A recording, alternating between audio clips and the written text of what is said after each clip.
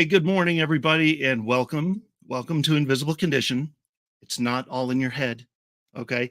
I'm your host, Jeff Pearson, and we want everybody with any kind of invisible condition to know beyond the shadow of a doubt that you do have a voice, you have a community, and you are never alone.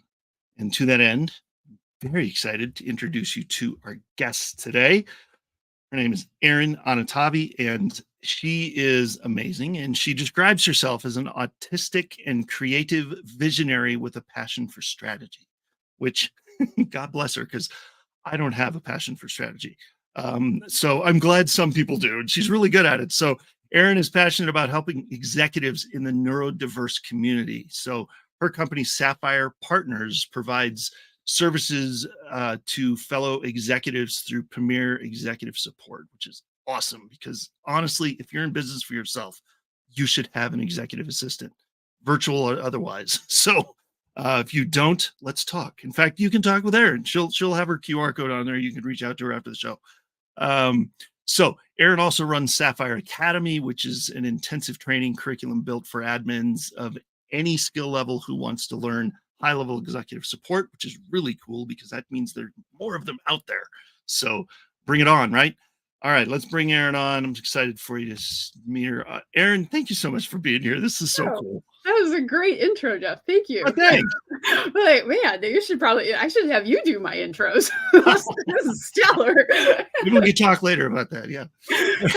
So, yes. Well, talk to Catherine about that. I think she actually she helps with that. So she's spot on.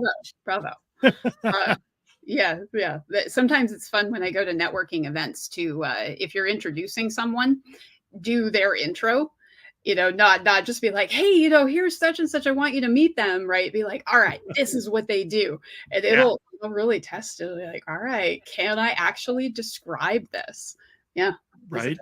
Yeah. No, that's not a terrible thing. It's like a 30-second elevator speech for somebody you're introducing to somebody. Like I do that a lot. I mean, you and I are part of a networking group that is, I mean, that's all it is referrals.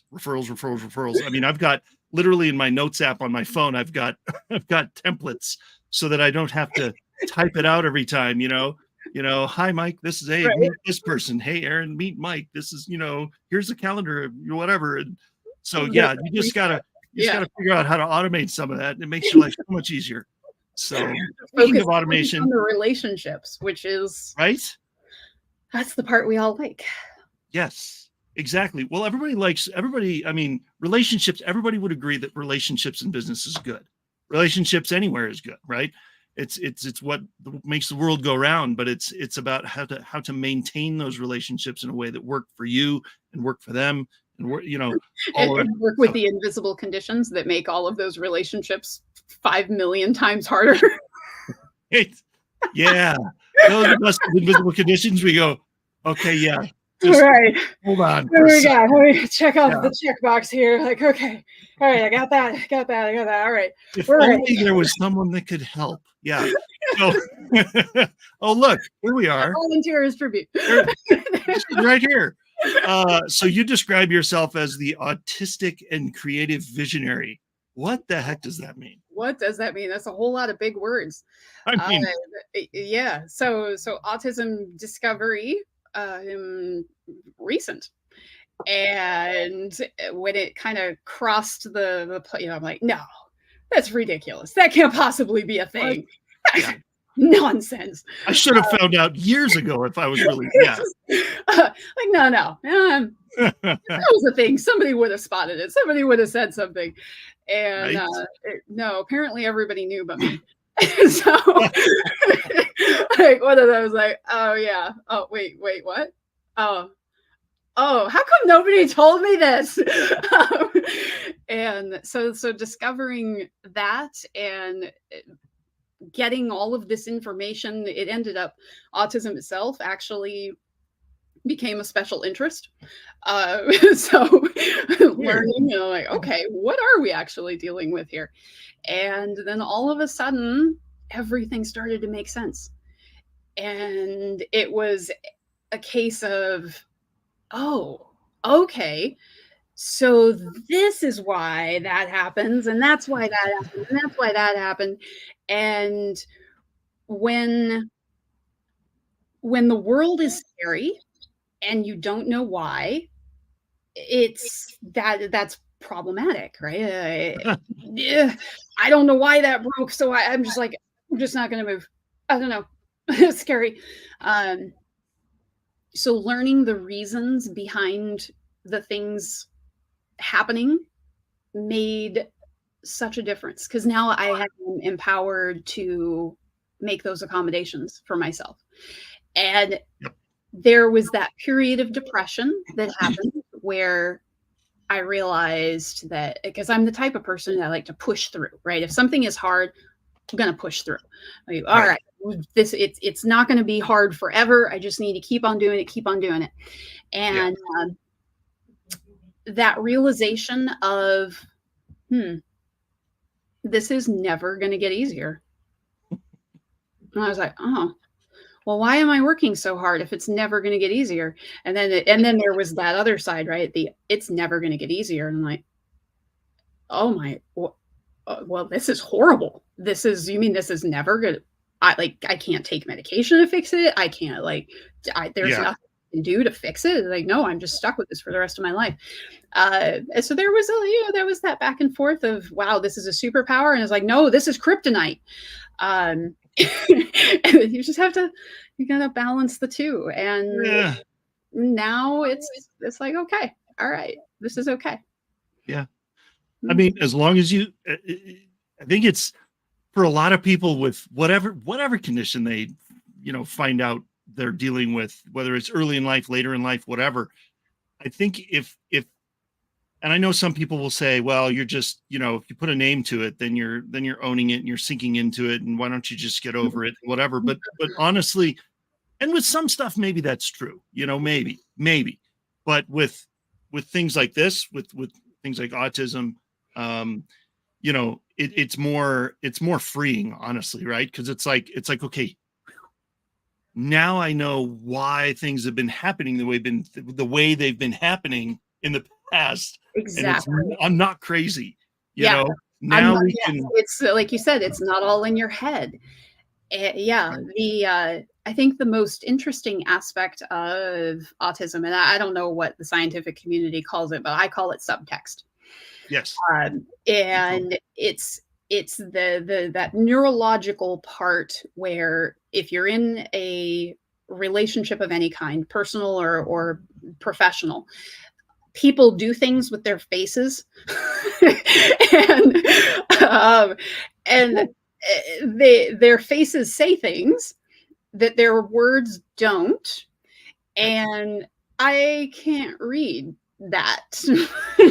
So if I'm in a networking thing and somebody is nodding and smiling and like, oh yeah, and they really don't want to be talking to me, guess what? You're going to be talking to me for as long as you're nodding and smiling.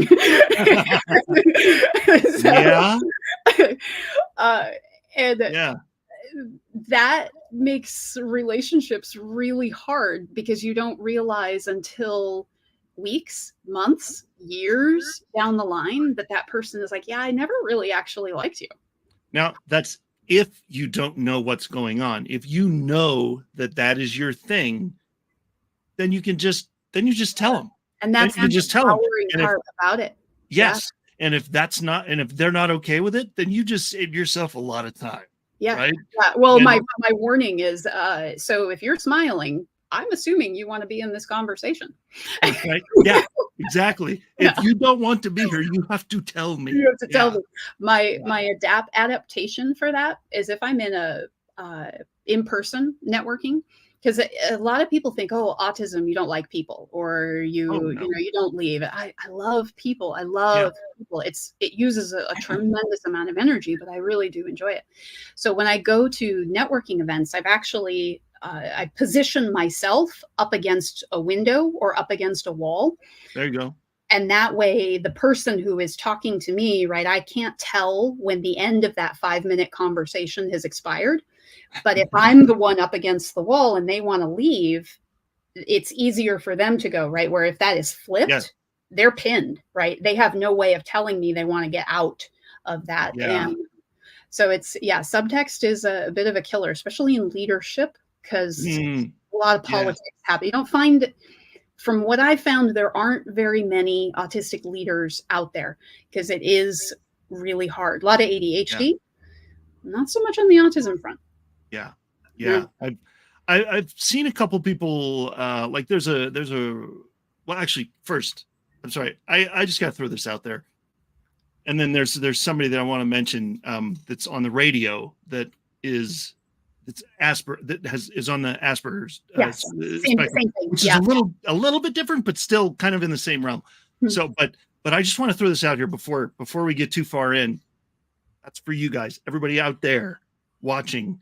If you have questions about neurodiversity in the executive world, or ADHD, or autism, or executive support, or really any, hey, where'd you get those cool earrings, Eryn? Whatever question you have, this is your time. You've got us for about another 45 minutes. So, in fact, this is a good time. I'm going to put her QR code up here. And if you have questions, if you want to get in touch, scan that QR code. It'll go right to her website. There's a really easy way for you to reach out on there. I'll be putting her email address on the screen later. So I'm just going to leave that up there. So, but yeah, there's a amazingly dry but hilarious radio personality named Brant Hansen, and he's on. He has, I think I can't remember if I told you about him or not, but he has a co-host called named Sherry, and they call it the Brant and Sherry Oddcast. They have a podcast, but they call it the Oddcast because, and when you watch him on video, it is like, if you didn't know any better and you didn't understand, you would think he looked really weird because his eyes are always really wide and he kind of shakes his head like this a lot, and he's never smiling, almost never. Even when he's talking about something that makes him happy, he's almost never smiling. But he is absolutely hilarious. So, yeah, the social cues. It's that dry, it's that dry, sarcastic humor. Yes. And it's not even humor, right? There's a lot of subtext in humor. And the way that plays in autism is so quirky because it's the void of the subtext. Yes. The humor itself is, we're just actually calling out what is actually there, right? Right. There is no subtext. And everybody is, it's funny because like other people know it and we just are the ones who say it. Right. So it creates like, oh, was that in and so it's often referred to as dark humor, right? It's like, yeah, I could see that. So like, no, for us, we're just calling out what we're seeing. For everybody else, like, oh my God, I can't believe they said that. Wait, what? Right. You can't say that. I'm like, but I did. I think I just did. Yeah. Well, okay. So speaking of that, has there been any, like, can you think of a situation recently, because I'm sure there's plenty, where you know, in the professional world or your individual, you know, day to day or whatever, that you ran into that's like, and like, tell me about the situation, how you got through it or whatever, because I'm sure there's plenty, but like, just to relate, you know, like. Oh, let's see here. I'll go back to networking. There you go. Yeah, a lot of plays that happen there. If I'm in a group of say 2 or 3 folks, right? Most of the conversation, I have you know, my scripts and the things that I draw from. Sure. To kind of keep all of that going is like, okay, what are we talking about here? All right, we got these cue cards, like we're set. And nice. Occasionally those conversations will stop, right? And all of a sudden there's that uncomfortable silence where nobody knows what they're talking about. Oh, those are so painful. And so my solution is I just exactly that. I'm like, cool. So we've reached the point in the conversation where nobody has anything to say. So we could sit here and stare at each other in awkward silence for the next 45 seconds until somebody thinks of something, or you guys can volunteer and we can make that a lot less painful. So, And then they probably look at you in shocked silence and go, like, you just say that out you loud? just said that out loud, yes. And then everybody, will laugh, and then somebody ultimately throws a thing, and then I'm like, okay, I was like, okay, we're going. So, yeah. That is hilarious. So that's a networking thing. Yep. Okay. So how has that neurodiversity and all that like impacted, like, did that impact your development, your business or your, I mean, Yeah. did it just, yeah. Oh, yeah. So employees and staff, um, as the leader of the company, if I say, "Do you like doing this?" What are they going to say? Yeah. Yeah. And I can't tell if that's actually a no. And so the parts that we've had to put together, right, where I've standardized everything. I have ridiculous amounts of data. We have so much process, so much structure. Everything is in a defined, right, based on data. There is no such thing in my world as what's the word? Subjective. There's no gray. Gut feel. I mean, there's lots of gray, but like the gut feel, like, well, what does your intuition tell you? I'm like, okay, it's. I had somebody to ask me once. There's like, well, like, I notice everything that's happening, and I make decisions based on the things. I'm like, well, I notice everything that's happening too. I just get it wrong. So I'm gonna tell. I can't tell, and so we've standardized everything within the company down to some of the processes and the methods that we've created around goal strategy, around management and support. And what we do for our executives, the cornerstone of the company is you cannot do for your executive what you don't do for yourself. Yes. Which means that my team has to practice the work that we actually engage in. And part of that is, are you proficient and do you love what you do? So we've standardized that so that I can ask somebody, do you enjoy doing this work? And they have the system to lean on. Like, is this in your brilliance? Is this part of something? Are you learning something new? And that yes or no is systems based. And I had somebody else tell me, like, Eryn, you can't possibly run on a data alone.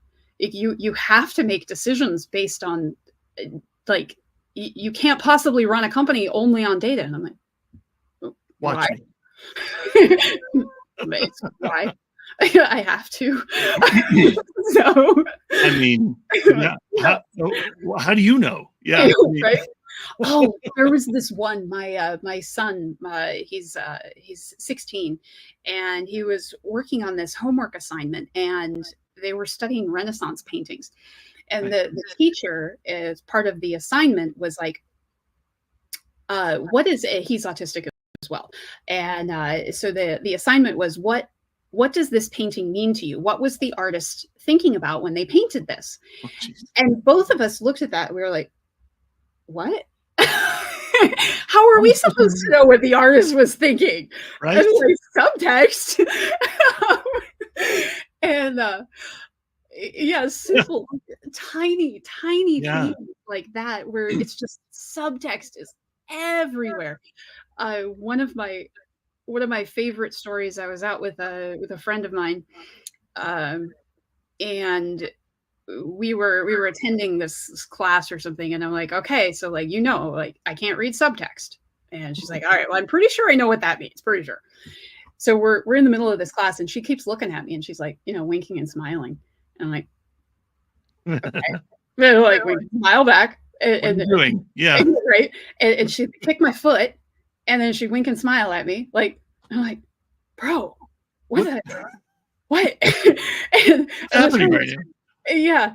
And I lean forward, and I'm like, hey, I have no idea what your face is trying to tell me. What now? And she's like, Eryn, you have resting bitch face. You really like lighten up your face. You need to smile. And I'm like, Whoops. how was I supposed to get that from you winking and smiling at me and telling me like what?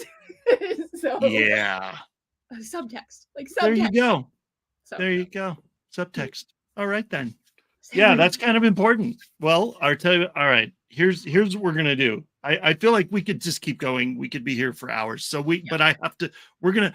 But I want to make people happy that are advertising on the show. So we're gonna go to a commercial, and watch some beautiful commercials. And when we come back, we are going to talk more about how you are navigating all of this in the business world and how you are helping others do the same thing, because you did let's talk about this on the other side of the break. You did for me kind of an assessment, right? It was like, okay, and we kind of divided it up into 4. It was almost like a quadrant kind of thing, and it was brilliant. It was amazing. So let's touch on that a little bit on the other side of the break. But for now, we're going to go to just for a couple minutes, and then we will be right back. Don't go anywhere. Stay right there. I'll stay right there.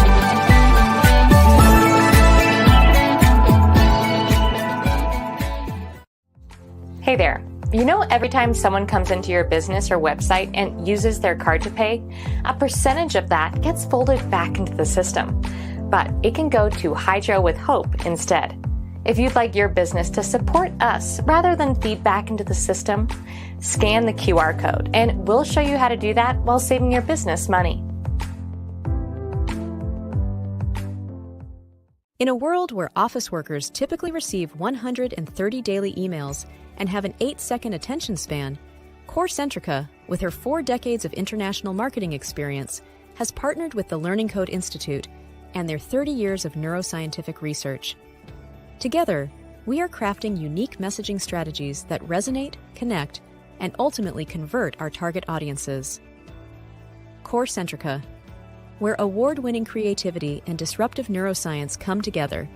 Scan this code now, or call and click, and let us show you how CoreCentrica's partnership with the Learning Code Institute is influencing how businesses connect with their audience, foster engagement, and achieve conversions.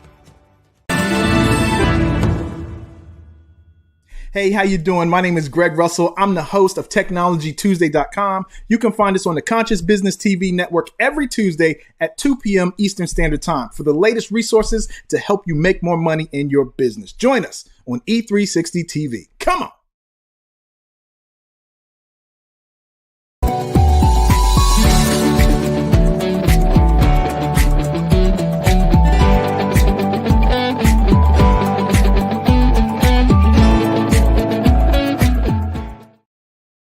Hey, everybody. All right, look, before we bring Eryn back and tell more of her amazing story, I have to touch base with you about a wonderful sponsor of ours, The Porch Coffee. They're in Portland, Oregon. They're amazing. Brett and Molly Pryor run the place, and they're doing a wonderful job. And The Porch is a coffee space, basically, that was created for community to converge, space where you can show up and be seen. It's a nonprofit that seeks to provide training and opportunity for those who are sometimes overlooked in our community. you know who I'm talking about, all right? Coffee is a vessel that enables us to preserve dignity through the act of generous hospitality and building relationships with our neighbors. And so if you would like to be a part of that with Brett and Molly at The Porch, scan the QR code wherever you are in the country. Sorry, anybody outside the US, they're working on it. They're not there yet. Anybody in the US, scan the QR code and you can order some of their amazing coffee. I have 2 bags right here. They're getting a little low, Brett and Molly, by the way. I need to get some more, but it's delicious. I am such a coffee nerd, and so I know good coffee, and this stuff is amazing. So scan the QR code, get some of your own. They roast it, they ship it. It's delicious. It gets to you pretty quick. And yeah, so there you go. Let's bring Eryn back on and continue the conversation here. All right, Eryn. Hello again. Welcome back. Now I want coffee. Huh? Now I want coffee. Well, did you scan the QR code? It was up there for about a minute. Yeah. Everything's about the QR code, right? Yeah. I mean, So, come on, who are we kidding? You know? Rub it So, in. so, yeah. So, one last thing I'm sorry. I know you're here and I'm here, but I just have to throw this out here too, real quick. We are actually, this is for you too. Actually, we were talking about this before the show. Everybody listen up. Jeff and Catherine, we are launching, ICU, Invisible Condition University. It is going to be, we're going to launch it in August of 2024, which is coming up really quick. And so we're going to be launching it, I think, toward the middle or end of August. And it is going to be, we're going to be meeting twice a month with Zoom.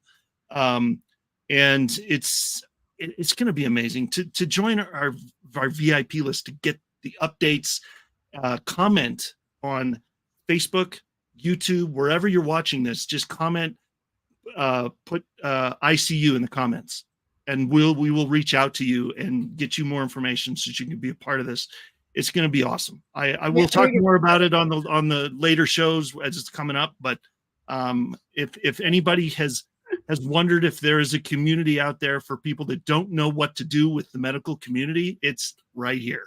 This is it, Invisible Condition University. So we're going to have some amazing tools and gatherings and just conversation. So yeah, I love it, Jeff, because it's the ICU that you don't regret or don't want to not go to, right? It's it'll be the ICU that you look forward to visiting. Exactly. It's the ICU you're not afraid to be a part of. It's the ICU that actually answers more questions than it presents.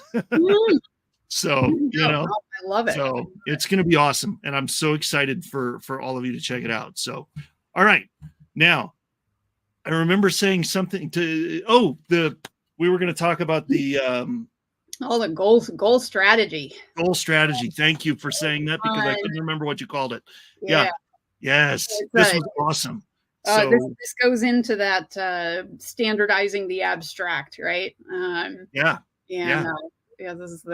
It's kind of cool. So it's the clarity matrix. It's the Sapphire's clarity matrix, because it brings your clarity and understanding to goal strategy. It's tough plotting and planning and leading and growing and doing the things that we want to do. And too many strategies fail. There are so many goal strategies out there. And I did a deep autistic analysis on all of those. So I could guarantee you it was very thorough. Oh yeah, I have no doubt. Like, all of them, and started isolating, right? Why do some work and why do others not, and what's missing? And a lot of it comes down to the why. A lot of people hold goal strategy out here, and you can't. You have to ask yourself how you feel about it. You have to bring it into your world, and not just that, you have to know the pieces of what it is that you're building. And the clarity matrix breaks it all down. So one of our favorite things is working in your brilliance. Yeah. Which is, are you proficient and does it bring you joy? And then you have shiny objects, because Sapphire branding is amazing.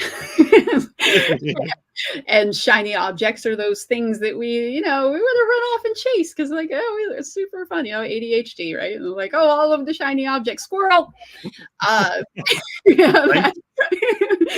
And shiny objects are things that you are learning, but they also bring you joy. And then you have monotone, which is, I'm proficient, but this is boring, or I hate it. I'm like, why? I don't want to. It's so dumb. And then you have shattered, which is, I'm practicing and it drains me. And it doesn't mean you're not good at it. Doesn't mean you can't push through. Doesn't mean you won't eventually triumph. unless, it's neurologically, like you just can't. And, it doesn't matter how hard you try, it's never going to get easier. So that is a factor. But you're shattered is the draining practicing, like, oh God, I just can't. I'm so tired. And when we look at goal strategy, so many of them out there are just like, break it down, ask for help, like tiny bites and accountability and this and that and all of these things. And we just don't ask each other, we don't ask ourselves how you feel about it. Like, where is it? How you feel about it, or like with the shattered, okay, maybe you're good at it, but it drains you. Mm-hmm. But so does that mean you shouldn't do those things? Or is it like, could you just got to learn the strategy to make it less draining? Or like, are you saying so what you want to do is because you might want a goal, right? It's a goal because you want it. And of course, so that goal itself is there. You're like, yes, this is something is important to me.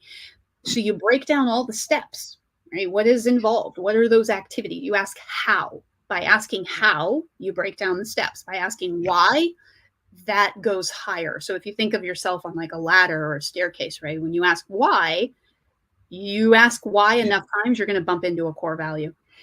Why do you want to do this? Well, because I want my business to grow. Well, why do you want your business to grow? Well, because I want to support my family. Well, why do you want to support your family? Right. I think I've seen that with even with the big dogs in the arena, with like Tony Robbins and Dean Graziosi and all these big guys in the world of business and stuff like that. Like I think even one of their exercises was they had a printable thing, and it was like seven or eight times you're asking yourself why. Okay, but this. Okay, but why?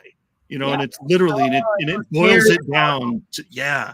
And it's amazing how when you get down to that seventh or eighth why, it's it can be a little tight and squeezy. Yeah. Like, oh wait, I'm afraid of death. Like, oh, wait a minute. Okay. Yeah. Now we're getting somewhere. This is important stuff though, because if you don't dive down into this, you're still gonna be struggling, and you're not gonna know why. Well, if and you this don't assessment, know why, if you don't know it, what's going to keep you going? Exactly.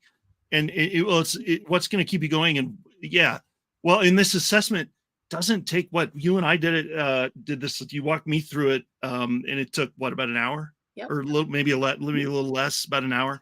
So, I mean, it's not a huge commitment. It's not, but it's so valuable. I mean, I've got the notes. I've got a book like right here that's got the notes in it that I keep looking at and like, oh yeah. So it's hugely valuable. So, and I imagine that if people scan that QR code, they would be able to make their way.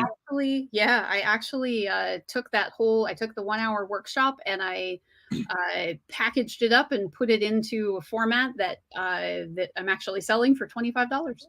Nice. So it's completely self-guided. You can get the workshop, go through, do it on your own schedule, do it on your own time, revisit it as many times as you need to, and learn the method, because it's when you take into account how you feel about your goals, and not just that, right? We add there's another layer that we throw on around, like energy management, and like your mental energy, your emotional energy. Spoons. Yes, right? Yes, exactly. And in neurodiversity and invisible conditions, the energy that it takes to do certain things is different. Sometimes if you have ADHD, we'll pick on that one for a second, right? You might go 18 hours and you might be in superpower mode, and the next day you can't get out of bed, and you got to sleep for 12 and you can't. So energy management, in addition to your goal strategy, how you feel about the things that you're doing, when you break those goals down into the matrix, right? Brilliance, shiny objects, monotone, and shattered. It empowers you to make the decisions that you need to make. If something is in shattered, if your first step in the goal that you want is shattered, You're never going to get there. Yeah. You're going to stall and stall and stall. Yeah. Yeah. So it's amazing. And when you apply that to leadership and you apply it to team management, right? Because I use this for my team. Do you like doing this? Is this in your brilliance? We actually use in our time tracking platform, everybody tags the time that they're working with the matrix tag, brilliant, shiny objects, monotone, shattered. And I can pull reports that show the level of work that people are in. And we consistently hold 90 to 95% of the work that my team does is logged in brilliance and shiny objects. Because I need a non-subjective way to determine if my team is happy. So it's my data. Well, and that's brilliant for anybody out there that runs a business, that's part of a company, that they're in a position like that. This would be hugely valuable. I mean, to be able to know that your team is 95% or whatever percentage, you know, just want to talk about turnover? Doesn't happen. Right? It's like, nope, not a thing. Every single business owner knows, or should know, that it's always less expensive to keep an employee and tweak a few things, if possible, than to lay them off or fire them and hire somebody new, because that's so much more manpower and time and effort. Turnover will kill a business if it runs rampant. So if you can implement something like this as an HR person or as a CEO or COO, this could be the difference between your bottom line, suffering or thriving. So, and then I think that's one of the most fun, interesting parts about it is it's you can do it on the back of a napkin, right? And you can do it in a 1-hour workshop, and understanding that method and then being able to apply that to your team and watch your turnover disappear and watch your staff productivity just skyrocket, and know that the people who are working are actually empowered. And a lot of the folks on my team are neurodiverse because of the work that we do. It's, this is kind of the focus of the business. Yeah. And we recognize that for me as a leader, if I love the superpower, I also have to accept the kryptonite, right? You have to. And if you're in a business who is learning about neurodiverse teams and you're trying to balance accommodation and you're trying to figure out how do you actually do this with a team, when you really lean in to this,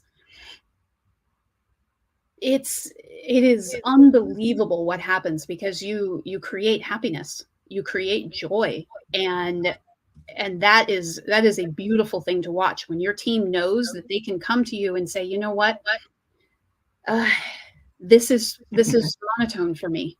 I am bored out of my skull right now. Or not even that, because coming to you is conflict. So they'll just tag it and see. And I notice within 24 hours, I'm like, hey, you tagged that project as monotone. What's up? Yeah, exactly. Talk to me here. Come on. Yeah. You want out? Do we need to restructure? Oh, no. I didn't mean to tag it like that. It was a mistake. Are you sure? As I can't read your subtext, bro.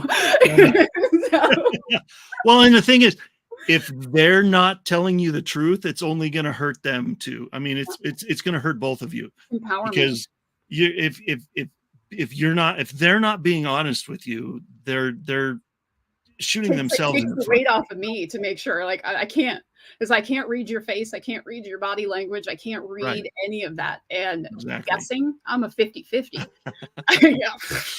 Guessing never goes well for anybody. Let's not hang your business on a guess. No.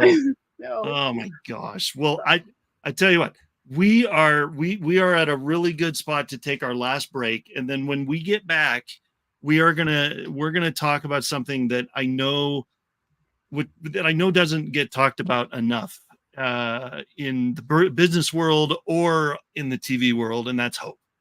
So, because if you don't have hope, you're dead in the water already. So that's my thing. So let's take this last break, and then we'll come back and we'll talk about hope and any last things, stories. I love hearing stories. So we'll dive into that all on the other side of this break. So, all right, everybody, stick around. We'll be right back.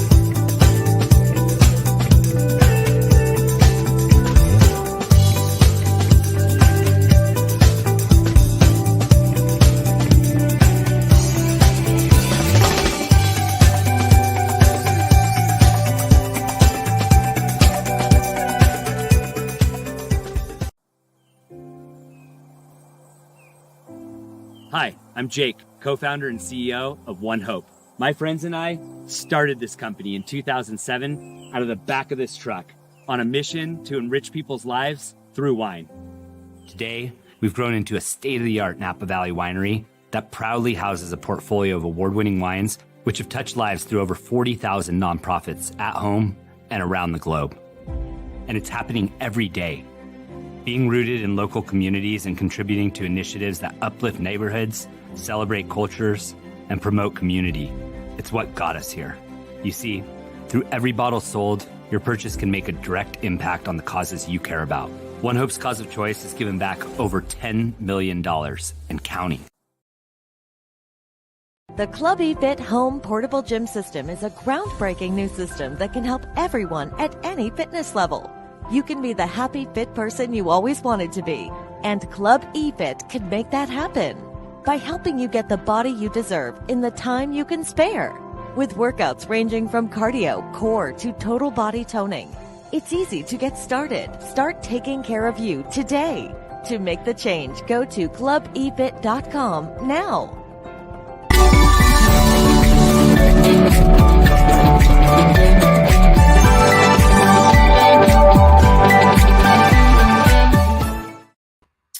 All right, here we go. Yeah. Believe it or not, this is our last segment. Told you it'd go fast.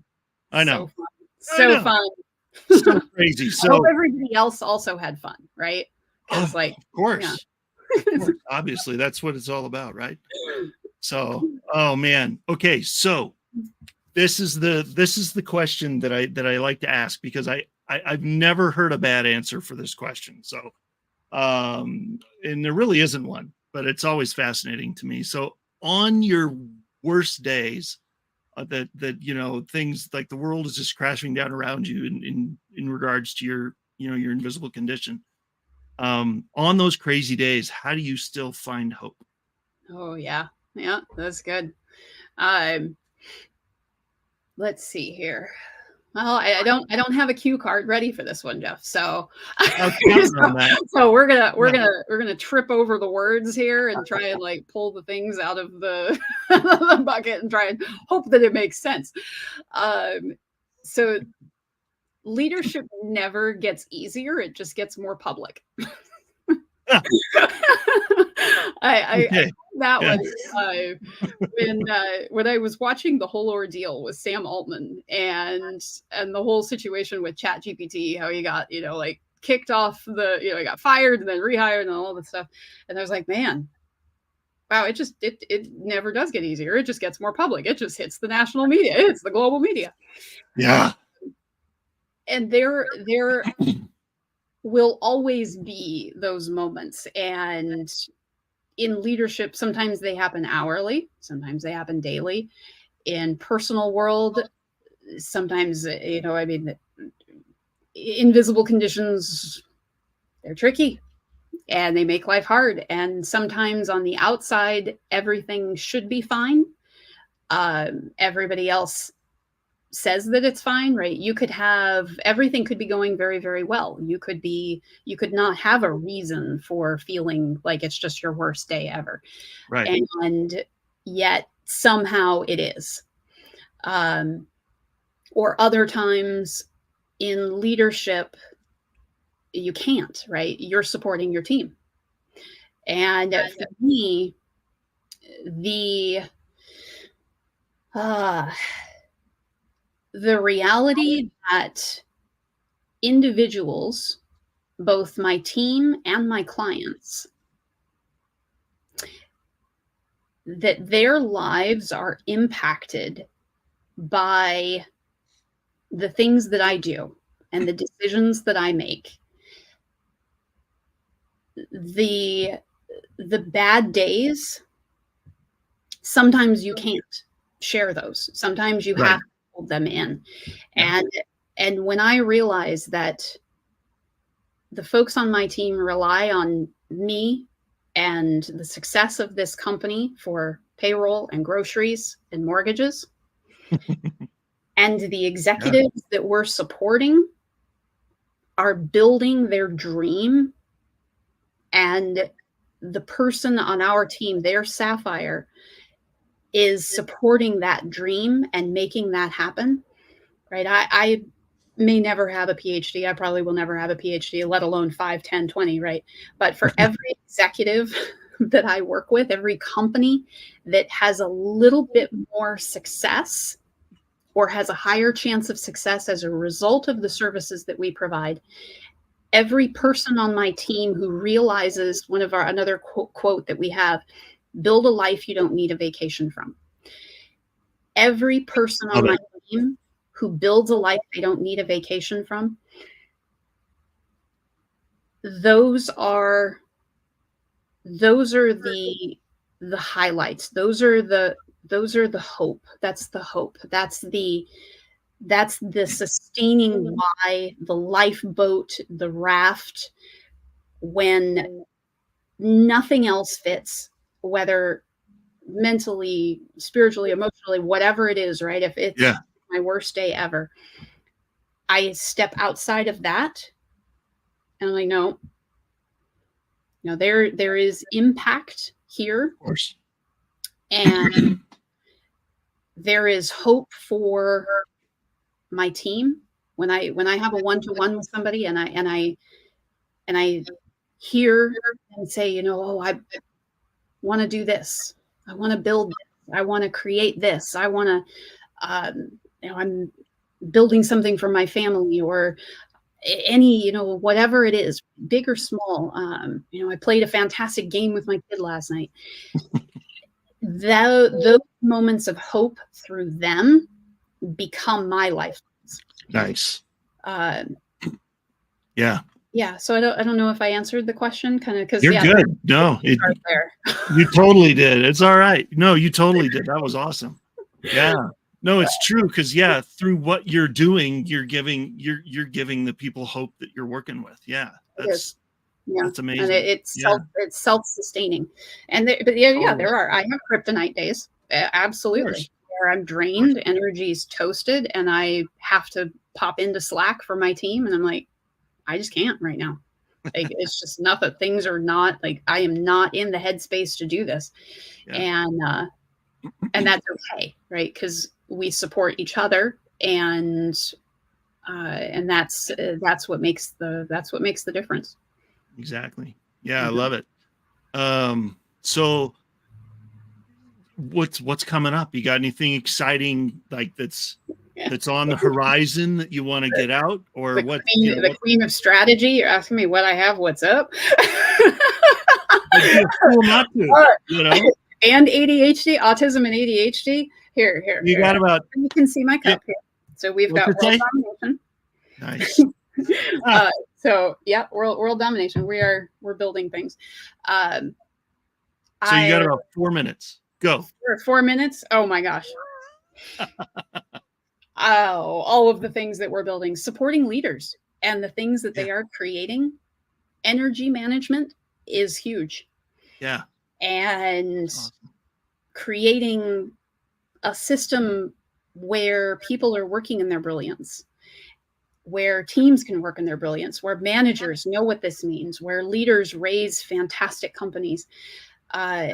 the algorithms that go behind standardizing this, right? Because I don't do the subjective. If you want to work in energy in of itself is very subjective. Yeah. But I'm standardizing it, and I'm making it possible to track, and those kinds of things are so exciting. I just as I was telling my team yesterday in a meeting, I'm like, okay, so you guys need to hurry up and get these things across the finish line so I can get to all of these things that I haven't even started yet. Like, are you ready yet? Can we go yet? Are you ready? Are you ready? Are you ready? Like, can we do it now? Can we do it yesterday? Yeah. Like, are we done yet? Can you go faster? And so they're like, oh my God. Like, slow down. Like, no, I can't. We got it. I'm having a squirrel moment. No such thing, man. So full speed ahead. Yes. Well done. I love it. That's awesome. Yep. Well, what else? Any last minute thoughts that you want to impart to the audience before we go? I mean, I know we can sit here and stare awkwardly at each other for 45 seconds. We could do that. Yeah, we got about 2 more minutes, so we could just sit here and stare. Yeah. Dead air time. That's always a winner, right? No. I don't think so, man. I think there might be a couple people going, why are they not talking? What are they doing? Like, well, hey, it's all good, man. If we're good, we're good. I just want to give you the opportunity. So, but man, no, Eryn, thank you. We need to have you come back, because I think maybe a little bit further, out on the schedule, but I think we should totally have you come back, and maybe we can dive into that assessment a little bit on the show, and maybe we could do one just for that, and just show people. That would be so fun. Kind of how it works. And like, I'm not trying to like give away something you're selling, but I just want to, I want people to understand how cool it is, because it is. It's so impact. It's impact. Like, everything we do, every leader I talk to, right? When I ask them what their why is, it's the one thing we all have in common. What's that? Impact. Yeah. Everybody wants to make a difference. And I think that is the most beautiful thing that could possibly exist. And it's impact. And making a difference in the lives of others. And man, for all of you neurodivergent leaders out there, don't give up. Don't stop. It's hard. Executive function day to day, that menial task. Oh God, email, the calendar, the task. It's not in your brilliance, but it is in somebody's brilliance. It's in Sapphire's brilliance, right? And you can make that impact. You can create those things. You can achieve that vision with the right goal strategy, with the right stuff, with the right people in your network. Love it. You can do it. So scan that QR code, everybody. Scan it right now, because I'm going to take it off and we're done. We're done with it's over now. So I'm going to take it down. You'll have to catch the replay now. All right, everybody.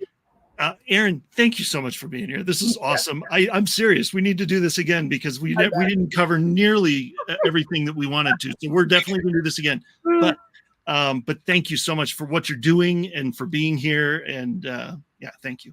Yeah, thank you, Jeff. All right, everybody. Here we go. This was so fun. Eryn's awesome. So here's the deal. If you're watching on Facebook, share the episode that you love the best. Share your favorite episode. If this is your new favorite episode, which it might be, share it. Like, follow, subscribe, all the things, YouTube and Facebook and everything. And please keep in mind, ICU is coming down the pike here. InvisibleCondition University. We will be talking more about that later on more shows, and who knows, maybe we'll even have some guests on there that we have for some of those calls. We'll have some on the show maybe to show you what we're talking about. But it's going to be awesome. Can't wait to see you there. Have an amazing day, and we will see you on the next episode. Thank you.